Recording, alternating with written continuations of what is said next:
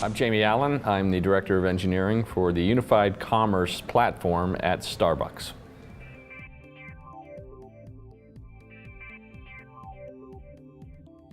Back in 2009, I was working at a company called CCAD, C-C-A-D, which is a joint venture at the time between Comcast and Motorola.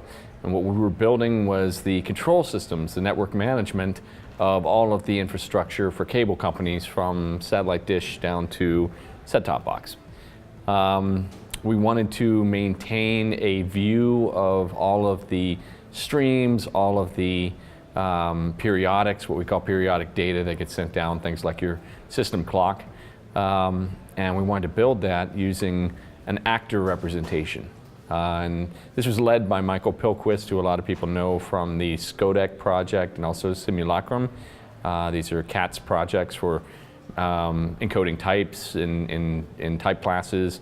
So we started out using Scala on this project, and it was very difficult. There weren't a lot of books. There was just Odersky's one programming in Scala book. There were very few resources online, but at the same time, we were working in a very collaborative way. We had a group of people who were high performing as a team, and we found ways to solve problems together. And we had a very patient environment.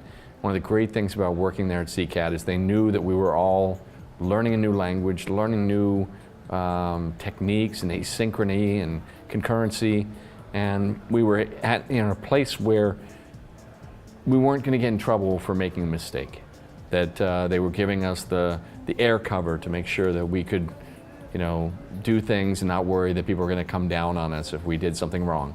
Because it was kind of inevitable that we were going to stub our toes once or twice. And I remember I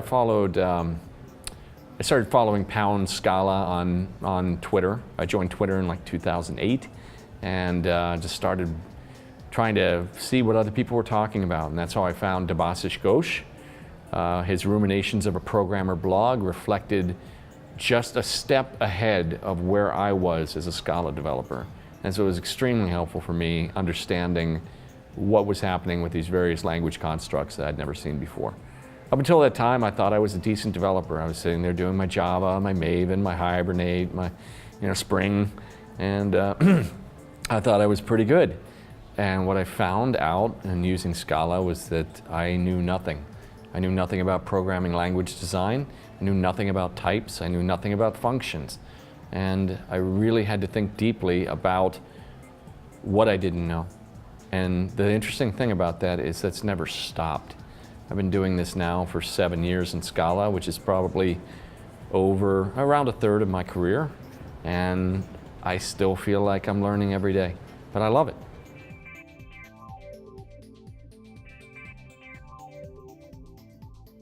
Well, I'm very lucky because at Starbucks we're just getting started, so I get to use whatever I want.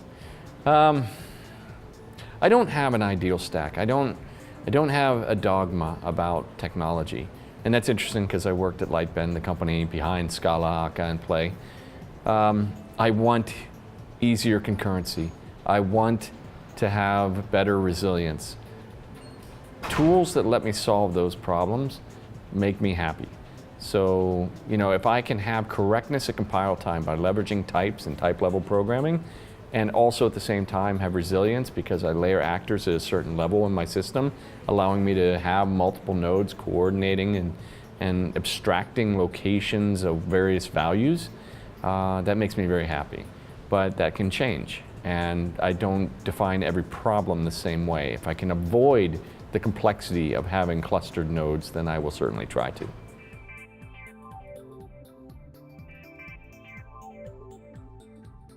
Oh, well, I love Julie Pitt's talks. She's always really good. And, she does some very interesting stuff with Scala.js. I remember she did a hackathon that Alexei, Scala by the Bay, put together.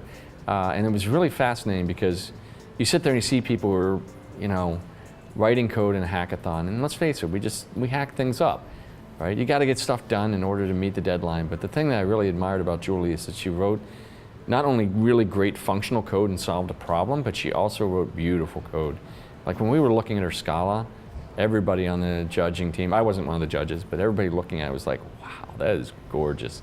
So, and you just think to yourself, I wish I could write Scala that way, right? So I always like her talks a lot, and she's one of the keynoters. I enjoyed John DeGoe's talk about co-free. That was a really good talk. And one of the really interesting things about that is how he enumerated his various laws that he personally has about how he deals with correctness, right?